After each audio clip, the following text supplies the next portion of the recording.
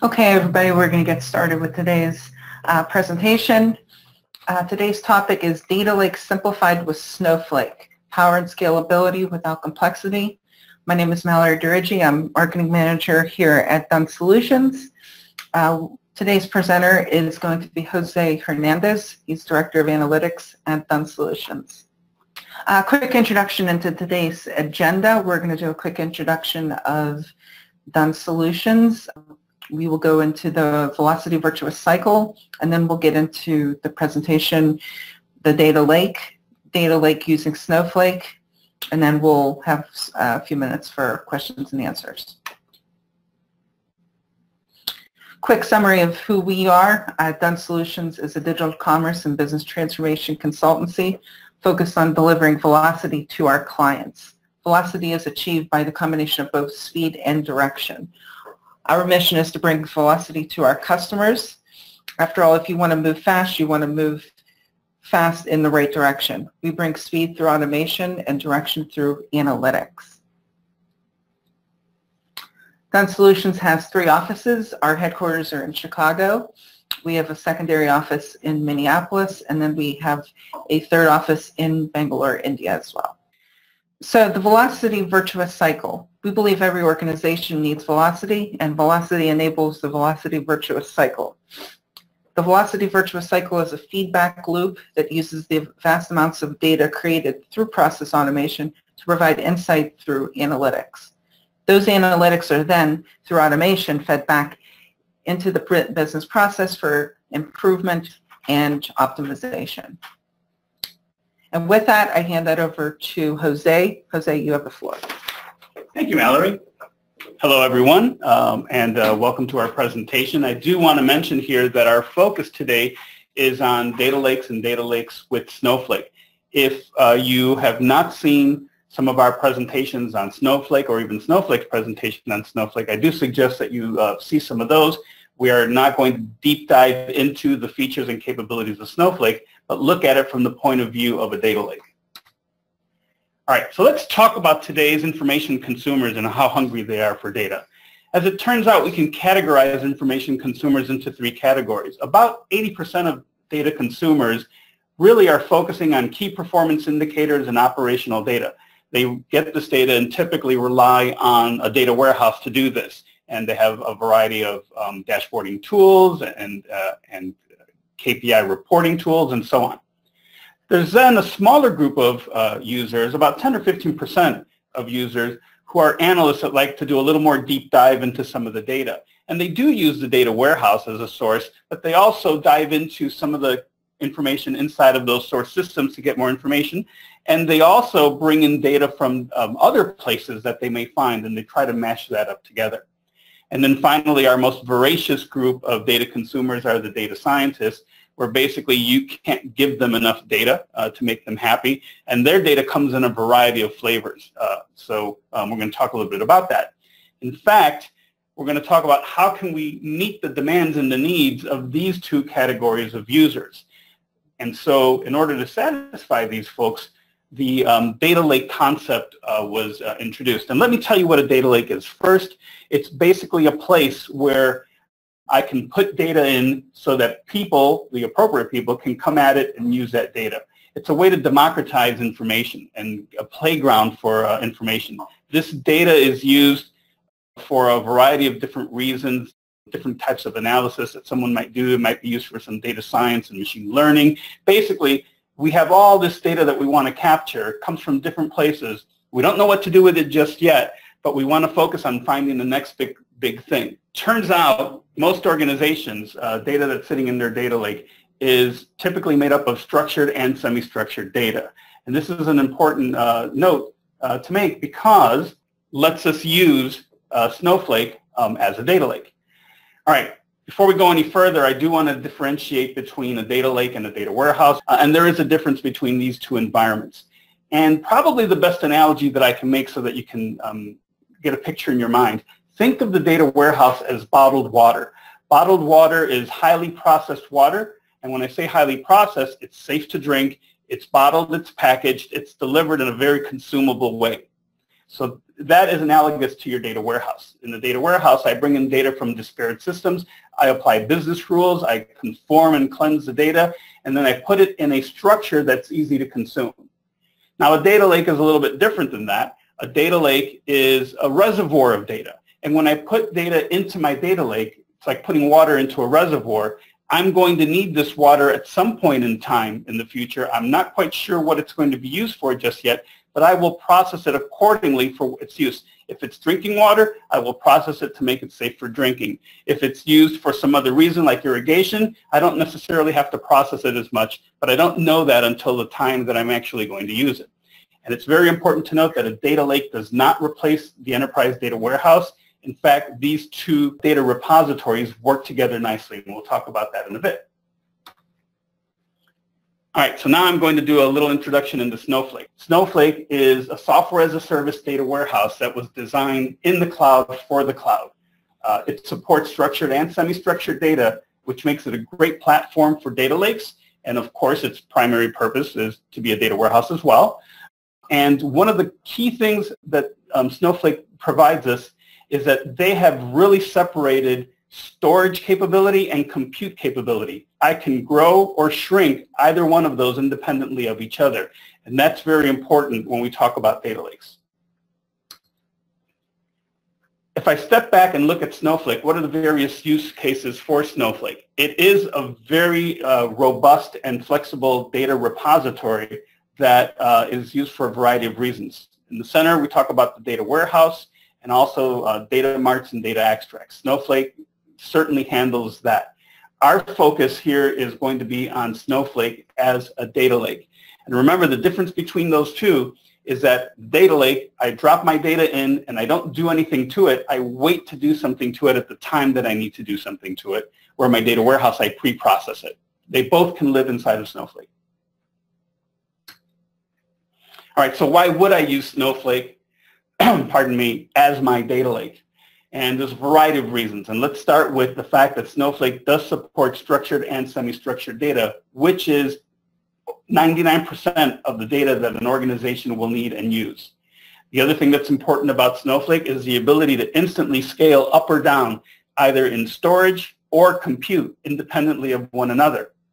And another thing that's very important about data lakes, and this is not a tutorial on data lakes, but is the ability to manage my data lake, not just the data that's sitting in my data lake, but access to the various data components that are sitting in there, the ability to actually process that data, and Snowflake gives me a very easy to use way of managing that. Snowflake also gives me the ability to share data, live data, without replicating that data. Very key and important feature. All right, so I would like to dive into doing some of this demonstration, but I first want to set the stage for the demonstration. So the first thing is, we talked about Snowflake being a repository for structured and semi-structured data, which is the bulk of the data that organizations use, and that's key and that's important. If you look at the bottom of my slide here, I do show some data metrics around some of the data that we're going to be using throughout our demonstration. And notice that we're talking about substantial data tables, some of them with 150 million rows, some of them with 600 million rows. And so we're not dealing with small sample data sets. We're really going after some huge data sets within our demonstration, which is important because in data lakes, you are dealing with huge data sets, and we want to show you how well Snowflake works with large data sets. So our demonstration is broken up into a variety of scenarios, and the first thing we're going to do is a Snowflake flyby, so you can kind of get a sense of what does this interface look like. And then we're going to put on our data analyst hat and do a little bit of work as if we were a data analyst. And then we're going to put on our data scientist hat and do a little bit of work as if we are a data scientist. Now, to help me out with this presentation and this demonstration, I have invited one of my data scientists and consultants for Dun Solutions Group, Varun. Varun, say hello. Hey guys, how's it going? My name is Varun and I'm an analyst consultant here at Dun Solutions. All right.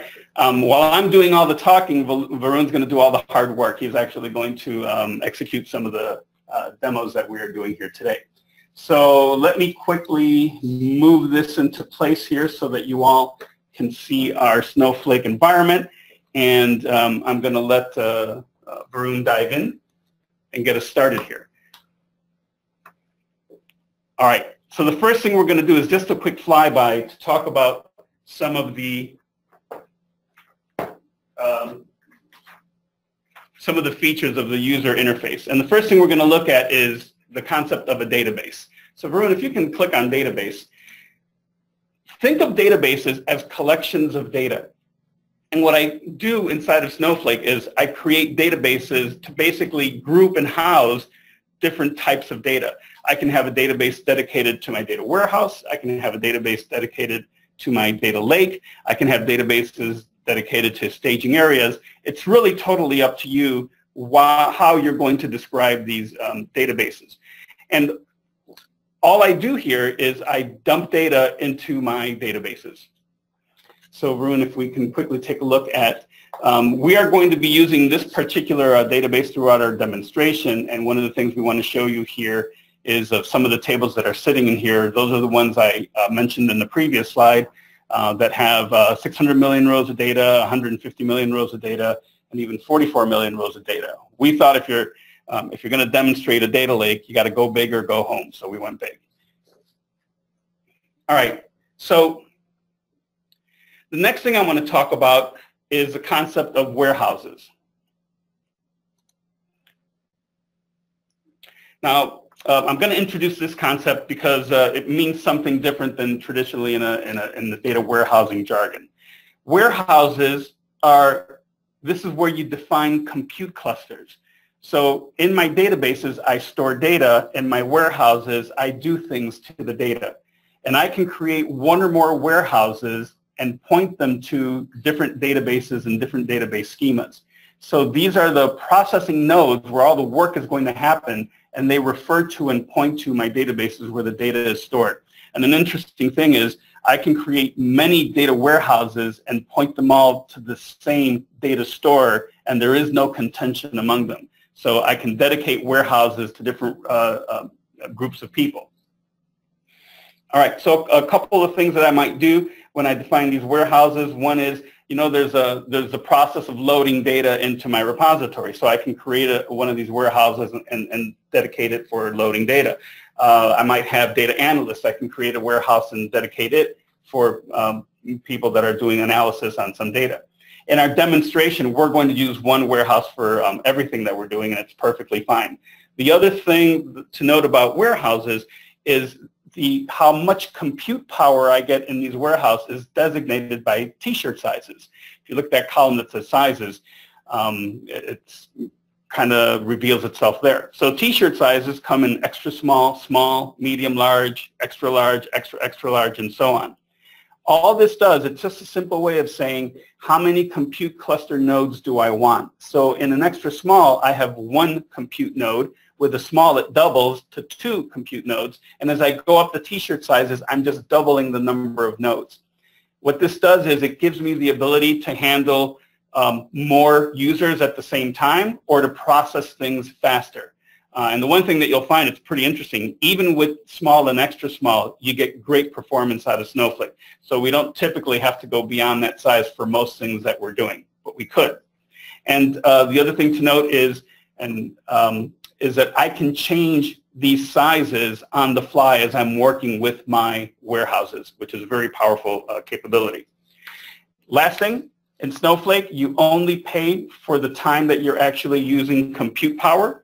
So if you go ahead and you use compute power, if you issue some queries and you're doing it for 3 minutes, you pay for 3 minutes of compute. You don't pay for 24/7 having this particular warehouse. It's on use. And if you want it to go to sleep on its own to save compute, you can set up auto suspends, as you can see that we've done here. All right, another key important thing about data lakes is the ability to control who has access to my data lake and who's going to use that. And I do this by creating users and roles. So Varun, if you switch over to account, inside of the account tab here, you can see that I can define my various users. And so I set up users here, and I can have as many users as I want because I'm not paying per user seat. I'm paying for storage and compute. So I can define as many users within my environment. Now, how do I let users have access to databases and to warehouses? I do that by defining roles. So I can come in here and define roles, and it's at the role level that I determine who gets to see what and who gets to do what, and then I assign folks to roles. I can define as many roles as I want as well. And it's that marriage between users and roles that allows me to more easily manage who has access to my environment. So it does allow me to, for easy governance. Since we're here, that's another thing that I want to take a quick look at, and that's sessions. So who has been doing things within my environment? I can go to the Sessions tab and I can see people that are doing a variety of things here. But there's one step further that I can go. I can also go to the History tab. And within my History tab, and we'll let this load up here. In my History tab, I can see all the activities by the various users and what they've been doing with the various warehouses, to the point where I can even see the expressions that they've been executing, the SQL expressions that they've been executing. So it really does give me the ability to audit what's been going on within my environment. So very important in data lakes, who has access to things and who's doing what, because you don't want things to get out of control. It is a data playground, but there are rules in the data playground. All right, so with that flyby on Snowflake, what I'd like to do now is dive into the concept of worksheets, and this is where we actually get our work done. And so here we are in our worksheet, and Varun, why don't we go to the first scenario worksheet, and we're going to put on our data analyst hat. And let me set the stage here, and I'll let Varun have a little bit of fun here. We've got some structured data sitting inside of our data lake that we've already created, and an analyst wants to come in and issue some queries across this. So Varun, first off, let's talk a little bit about, so what is this data that we're going to look at? So Jose, you already talked about the 4 tables that we're going to use here. We're going to use a customer table, orders table, to get some of the information about the orders that the customer placed. So without talking more, I'm going to go ahead and show you what the customer table looks like. All right. While Varun brings that up, I do want to mention this is one of the use cases for a data lake. If I have a production transactional system, I don't want my data analyst to bang away at that system using live data. So I use my data lake to replicate that data into the data lake and let them have at it from within the data lake, protecting my production system from ad hoc query and analysis. And sorry about that, Jose, but I didn't select the right warehouse there, right database there. So I did that, and let's go ahead and look at it now. All right, very good. So the first thing is we're just getting a list of 100 of our customers within that table, and you can see that we're simply using SQL expressions within Snowflake, and that's a very powerful feature. Whether it's semi-structured or structured data, I use SQL to query my data. Everyone's very comfortable with SQL, all my analysts and data scientists and so on, so they don't have to change the language that they're using to get at this data. Well, that's great. That's just a list of all the various customers. But how about something a little more interesting? What if we want to find out what are the top 3 customers for each of our various geographies that we have in our data? Let's go ahead and do that. So, Varun, how big is this data set that we're going after? It's actually 150 million rows to orders. All right, so we have 150 million rows of data where we issued this query against, and so we can see that, oh, not too bad, 150 million rows in a little over 12 seconds. We have our result giving us for each of the geographies what our totals were. That's very good. What else can we do here? So I want to step up and query a data set which is 600 million rows. So let's go ahead and do that. All right, so 150 wasn't big enough for you, 150 million. We want to go for 600 million. Yes. All right, let's do that. So what are we going to query here? So we're going to query line items, which is basically all the details about the orders placed. So I've already gone ahead and ran the query. So let's see how much time that takes. All right, so we went ahead and issued a query against a 600 million row table, and in just over 10 seconds, I got my result set back. That's pretty good. That's pretty darn good performance. What if I'm impatient and I can't wait 10 seconds? You know what? If you can't wait, I'm gonna suggest something here. We can go ahead and on the fly change the warehouse to an extra large compute part, and let's see what happens then. All right, so we were working on a small warehouse, and we are on the fly going to change that to an extra large. We're going to go. All right, that's pretty good. And let's run that again. So using an extra large, what were we at? Oh, so now I'm down to just under 3 seconds for getting that result. So if I'm really impatient, I can crank that up. Now, that's a silly example. If I'm querying a 600 million row table and I get an answer back in 10 seconds, that's pretty darn good. But the point is, if I have an environment where many people are querying large data sets, I can adjust the size of my warehouse compute power on the fly and set it appropriately so that I get the appropriate level of performance and have a good customer, data consumer experience. That's correct. All right, very good. So that's typical. We structured data, huge data set. We issued some queries against it. That's great. I've replicated my transactional data into my data lake. So now let's talk a little bit about semi-structured data, because that's another powerful capability of a data lake. Not all data is structured. I have a variety of different types of semi-structured data, like JSON, for example. So how do I deal with that? What can you show me? Before I go ahead and do that, I'm going to choose the right database this time. Okay, that's a good plan. Okay, so the first thing we're looking here is weather data. So let me just go ahead and run that query for you guys. All right, so just to get this straight, we've loaded up data, which is JSON data, semi-structured data, and I queried it as if I was querying a SQL expression. That's very good. And so show me, what does that JSON data look like? So it's structures within the definition of that file, and I was able to load that into Snowflake and using SQL get at it. Well, that's pretty cool. What if I want to make life a little bit easier for my users, and I don't want them to have to worry about using a JSON file? How can I make this look like a regular table? So in Snowflake, you can actually have SQL expression which will query the keys within the JSON data. So let's go ahead and query some of the first level keys. And what this gives us is the city, the city information and the data within that city information for Chicago. So you basically set up a query with a where clause where you said the city is Chicago, which is one of the attributes inside of that JSON structure. Well, that's pretty neat. What if I want to go one step further and make it even easier?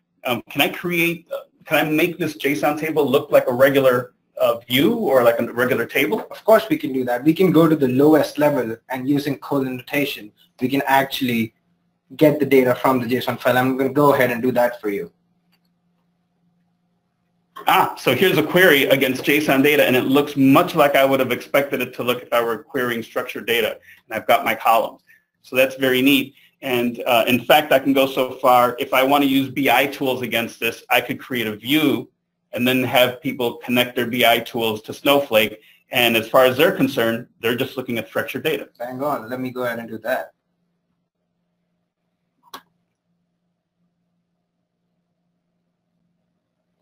Okay, so we have some problem, the minor problem here. So let's just go ahead, and we already have that created for us. So let's just go ahead and look at the data. It wouldn't be a live demo without something going wrong. Right. So let's try and change the table name, and then because there's some privileges issue in the other table, so in the other view. So let's go ahead and do that. All right. So just recreate it with a slightly different name. All right. Very good. Okay. So wonderful. Now, go ahead now, query that view. Make sure you change that name. And there we go. So now I'm issuing queries against a view which is sitting on top of a JSON file. That's very powerful. Right. So I can deal with semi-structured and structured data, and it looks like SQL to both of them. Very good. Let's go to scenario 3, where we want to do some real-time data ingestion. I know we're coming close to our time limit, so let's see if we could do this quick. What we're going to do here is we are going to capture tweets about our products. So we saw that in our database we have product information. What are people saying about our products? And so obviously in social media, we've got some semi-structured data, we've got some tweets going on. So since this is a data lake, one of the things that I want to do with a data lake is be able to capture real-time data. So how do I do that inside of Snowflake? So what I just did was I created a new table which is going to contain some of the product tweets that we have coming in real time. So you gave it a home, and I see here what you did is you created a table with 3 columns.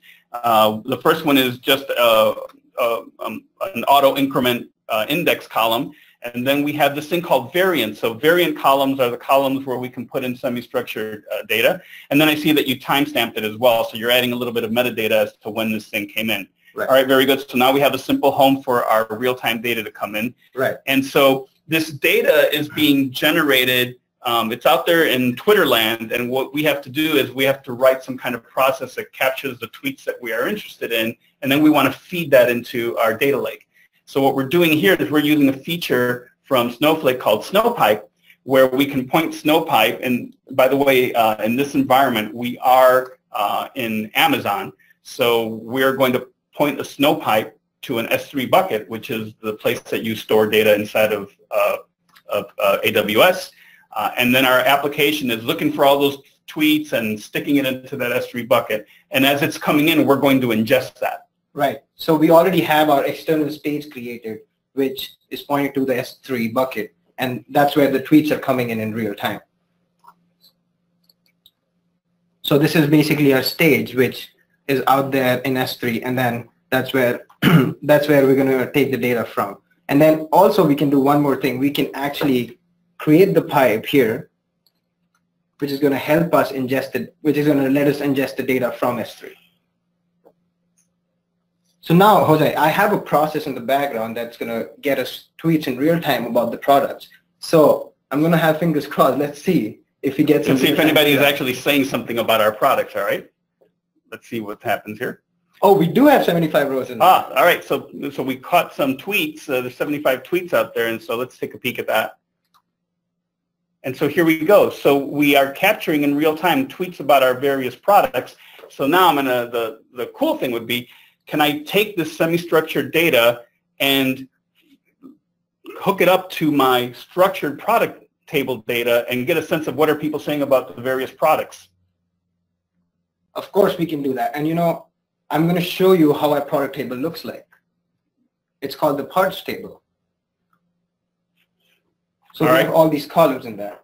All right, very good. So I got a product table, it's structured data. Now let's marry it to our semi-structured real-time data that we're getting in. And before I do that, I'm just going to tell you that when we get that semi-structured data, we already have our product keys in there. And that's how we relate those tweets to our product keys. So we're going to take this part key and match it to the product key that we're getting from Twitter feed. All right, go ahead, let's do that.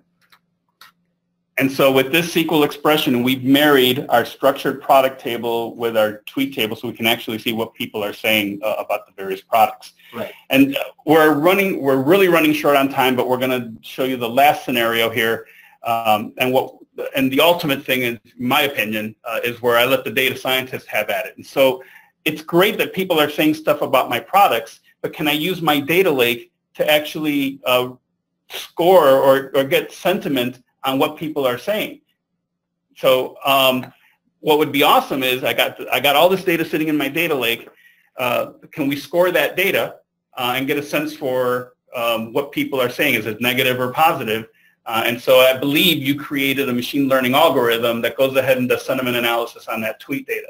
So let's take a look at that. And what I'm going to do here, I'm going to create a new table called product sentiment, which is going to have that product key we were talking about. And it's going to have two other columns, which is one is sentiment, how anybody who tweeted thinks about your product, positive or negative, or the opinion, which is going to be whether it's subjective, whether it is a fact, that it's a well-known fact, or it's just whatever they're saying.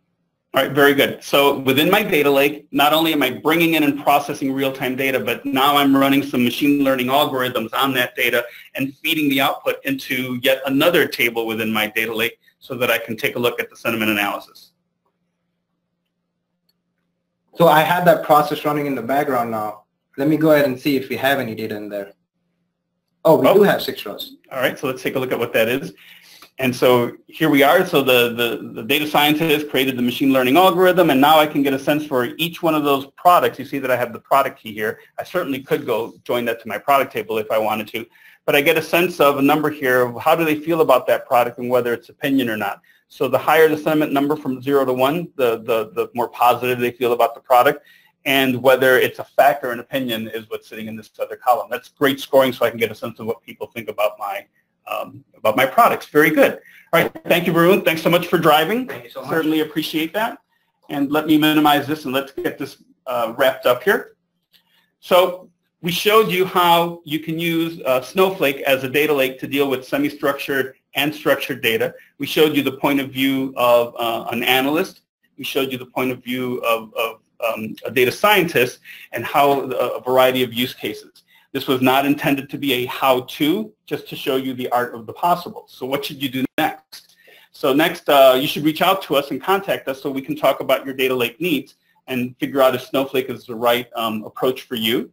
Then we can go ahead and get together and work on a proof of concept or a solution that meets your particular need, just to prove it out that it works, and ultimately productionize your data lake and get that rolling. So I certainly thank you for that consideration. I know that we set aside at the end here time for some questions, but we really are short on time. I will get to one of these questions, and what we'll do is all the questions that we received, we will go ahead and answer those, and for everyone that registered, we will send out an email with all the answers to all the questions. So let's, Mallory, pick one of those questions for me, and we'll go for it. So one of the questions is, can I use Tableau against Snowflake? Absolutely. Snowflake lives in the cloud, and it does have a native connector for Tableau, but even if you have a tool that doesn't have a native connector through ODBC and JDBC, you can connect your variety of tools to Snowflake. All right, well, thank you all for spending some time with us. We will answer the rest of the questions via email, and stay tuned for more webinars around Snowflake and Data Lake from Dunn Solutions Group. Jose Hernandez, Varun, Mallory saying goodbye. Thanks so much. Thank you. Thank you.